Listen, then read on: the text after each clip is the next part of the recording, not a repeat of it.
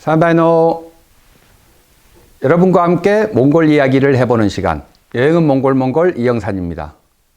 요즘 언론을 통해서 제일 많이 듣는 것 중에 하나, 무당이죠.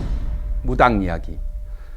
대통령 후보의 부인이 웬만한 무당보다 점을 잘 본다고 그런 이야기 해가지고 지금 온 나라가 시끄러운데, 제가 무당 이야기 딱 하니까 벌써 이제 저는 몽골 생각이 나지 않습니까?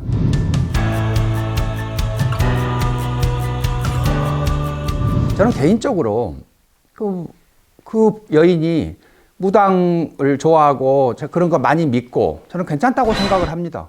뭐 개인의 종교의 자유가 있는데 뭔들 못하겠어요. 괜찮죠. 우리는 너무 약간 이상하게 흘겨보는 경향이 있죠. 무속신앙이라든가 이런 거.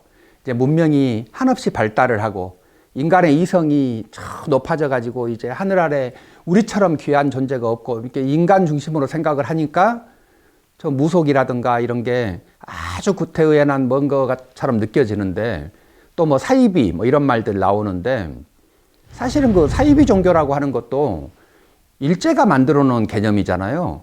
그러니까 일본이 우리나라를 침략을 했을 때 기독교, 불교, 그리고 일본 신교, 이 이제 세 가지를 빼고 나머지는 다 사이비다라고 이제 자기들이 규정을 한 거죠. 그러니까 그 19세기 말에, 그러니까 지금부터 한 100년 조금 전에 우리나라에서 계속 있었던 토착 사상, 토착 종교 이런 게 이제 다 사이비로 취급을 되는 거죠. 그러니까 수은 최재우, 해월 최시영 이렇게 내려오는 동학 사상이라든가, 뭐 강증산의 사상이라든가, 소태산의 사상 이런 것들이 그 후천개벽 사상들이 다 사이비로 이제 취급을 당하고 있는 건데, 제가 엊그제 영광에 있는 영산성지, 그 원불교 소태산에 이제 성지를 갔다 왔는데, 거기에 소태산 평전을 썼던 김영수 시인이 굉장히 이렇게 정확하게 딱 지적을 하더라고요. 후천개벽 사상이 우리 토착의 사상이었다. 그것을 동학 최재우는 유교적 방식의 유교적 후천개벽을 이야기한 거고, 강증산은 도교적 후천개벽을 이야기한 거고, 소태산의 원불교는 불교적 후천개벽을 이야기한 거다라고 말씀을 하시던데, 저는 굉장히 공감이 가더라고요.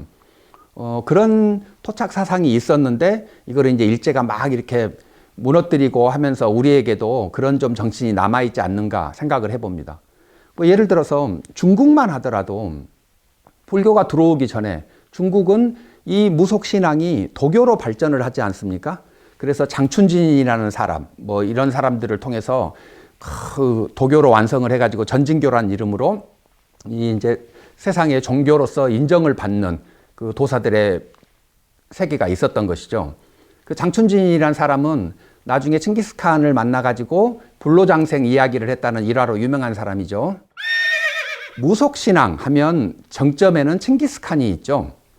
원래 우리의 무속신앙, 무당굿 이런 것들은 북방 유목민족의 것이었죠. 그러니까 바이카로에서 시작을 한 게 몽골 유목민들을 거쳐서 우리나라로 내려왔다는 게 정설이죠. 물론 이제 그쪽은 많이 사라지고 그 형식은 우리에게 많이 남아 있습니다. 12굿 이런 그 무당의 12굿이라든가 만신굿 이런 게 형식은 다 이제 한국에 남아 있다고 하는데, 제가 한 20년 전에 바이카로를 갔는데 그 아론섬에서 원시 무당의 굿을 보여주겠대요. 그래서 기대를 하고 갔습니다. 어떤 할아버지가 나오셔가지고 이렇게 하겠다고 했는데, 그 할아버지가 초록색 위아래로 돼 있는 초록색 트레이닝복을 입고 와가지고 그걸 하는 거예요. 그러니까 신성해야 될 자리에 갑자기 웃음이 푹 나오던데, 그런 형식들은 그쪽은 좀 많이 사라졌습니다. 원형은 이제 그 형식이 우리나라에 남아 있어가지고 오히려 몽골이나 바이칼 쪽에 있는 사람들이, 그 무당들이 우리 것을 배워간다고 하는데, 어쨌든 내려온 뿌리는 거기에서부터 온 겁니다. 그러면 이제 12세기, 13세기에는 칭기스칸의 몽골 유목민들에게 응축이 돼 있는 거죠. 칭기스칸은 전쟁을 나가거나 하는 국가의 큰 행사가 있으면 항상 하늘의 제사를 지냈습니다. 보르칸 산이든 어느 신성한 산에 가가지고 3일이든 일주일이든 계속 하늘의 제사를 지냅니다. 그리고 날짜를 받고 그 준비를 해가는 거죠. 마음의 준비까지 부족민이 함께. 그러니까 하늘과 인간이 계속 맞닿아 있었던 거죠. 몽골 제국을 통일하려고 했을 때도 칭기스칸이 가장 공들인 사람들이 무당들입니다. 칭기스칸의 가장 큰 좌보르초 우모칼리라고 했던 그 모칼리라는 사람도 원래는 다른 부족의 무당이었던 거죠. 이 사람을 자기 편으로 데리고 옵니다. 무당. 그리고 탭탱글이라고 하는 사람, 몽골 제국 칭기스칸 시절의 가장 큰 무당인데 훗날에 무당이 되는데 이 사람도 칭기스칸이 딱 그 옆에 두고 품었던 사람이고요. 당시에 가장 큰 샤먼이었던 코르츠라는 사람에게는 내가 만호장을 주겠다. 그러니까 만호를 다스리는 리더로 삼아주겠다. 그리고 미녀 30명을 주겠다. 제가 지난 시간에 얘기했던 사람인데 그렇게 해서 코르치를 자기 편으로 끌어들이고 이렇게 했던 겁니다. 그럼 지금으로 보면 조중동을 포함한 언론사 모두를 가져오는 거, 뭐 이런 힘이 있었던 거겠죠. 대중의 의견들을 쫙 모아내는 하늘의 뜻을 전달하는 매개자들이기 때문에 그런 사람을 쓴 겁니다. 병사들도 마찬가지로 칭기스칸 시대의 병사들도 그 하늘의 뜻을 아주 잘 받으려고 노력을 하고 공경을 하고 했었는데 바그다드를 침공했을 때 그 바그다드에 있는 술탄에게 보낸 편지에 그런 게 나옵니다. 해가 뜨는 곳에서 해가 지는 곳까지 우리 칸이 다스리라고 하늘이 명했다라고 이제 편지에 쓰는데 우리 칸이 다스린다가 중심이 아니고 하늘이 명했다가 중심이죠. 그러니까 그 병사들조차 하늘의 뜻이라고 하는 것을 정말 규율처럼 지키고 있었던 건데 이게 몽골 제국의 무속 혹은 하늘에 대한 샤머니즘에 대한 생각인 거죠. 이게 정점이 이제 당시에 칭기스칸에게서 볼 수 있는데 지금 나오고 있는 무당 이야기, 우리나라의 무당 이야기 이런 거 이제 결론을 지어보자면 제가 내리는 결론은 그렇습니다. 그때는 맞고 지금은 틀리다. 시대가 변했으니까 그러겠죠. 우리도 옛날에는 당군 왕검이 있었지 않습니까?